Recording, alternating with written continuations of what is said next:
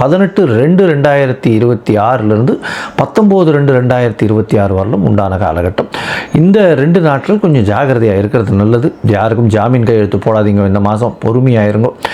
நீங்கள் வந்து அருகில் இருக்கக்கூடிய விநாயகர் கோவிலில் போய்ட்டு உங்களால் முடிஞ்ச பால் கொடுத்துட்டு வாங்க. பால் வந்து வாங்கி கொடுத்துட்டு வாங்க அபிஷேகத்துக்கு.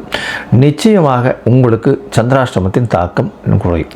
சரி, இந்த கடகராசிக்காரர்களை பொறுத்தவரையிலும் பார்த்தீங்களேயானால் அருகில் இருக்கக்கூடிய லக்ஷ்மி நாராயண பெருமாளை போய் சேவிச்சுட்டு வாங்க. அதுவும் வந்து விவசாயம் பண்ணுறவங்க, பெரிய கிரவுண்டு வச்சு மாந்தோப்பு தென்னந்தோப்பு இந்த மாதிரியான விஷயங்கள் போட்டு வச்சுருக்காங்க. இவ்வளோ நாள் பெரிய பிரச்சனை இருந்திருக்கும். அதை தவிர லாரி எல்லாம் வச்சு ஓட்டுறவங்க, ஒரு என்ன சொல்கிறது, ஒரு 10-15 லாரி வச்சு ஓட்டுறவங்க, இவங்களுக்கெல்லாம் வந்து பின்னடைவு சற்று இருந்து கொண்டிருக்கும். இப்போ வந்து கொஞ்சம் கொஞ்சமாக மேலோட்டம் வரக்கூடிய வாய்ப்புகள் இந்த மார்ச் மாதம் 6ஆம் தேதிக்கு மேலே வந்து வரக்கூடிய வாய்ப்புகள் நிச்சயமாக உண்டு.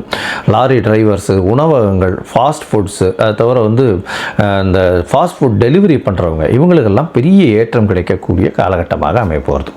இந்த காலகட்டத்தில் நீங்கள் லக்ஷ்மி நாராயணர் கோவிலுக்கு போயிட்டு வர்றதும், திங்கக்கிழமை இந்த இவர் சிவன் கோவிலுக்கு போயிட்டு வர்றதும் அது வந்து ஒரு பெரிய ஏற்றத்தையும் மாற்றத்தையும் உங்கள் வாழ்வில் நிச்சயமாக கொடுக்கும்.